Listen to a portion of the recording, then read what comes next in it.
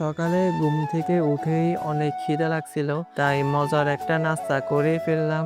আজকে বাড়ি থেকে বের হয়ে যেতে হবে, মনটা কেমন জানি করছে। তোমার ঈদের দিনটা কেমন গেল অবশ্যই কমেন্টে লিখে জানাও। সাইকেল বের করলাম, ব্যাগটাও সাথে নিচ্ছি। চলো শুরু করি আজকের ভ্রমণ।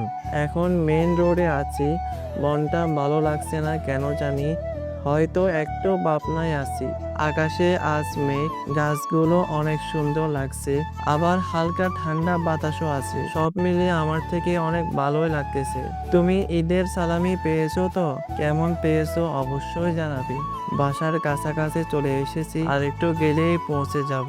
নাইমও চলে এসেছে, ওর কাছে ছিল বাসার চাবি। এখন সাইকেলগুলো তুলতে হবে, একটু কষ্ট হলেও করতে হবে। রুমে ঢুকে দেখি অন্ধকার, পর্দা সরিয়ে দিলাম।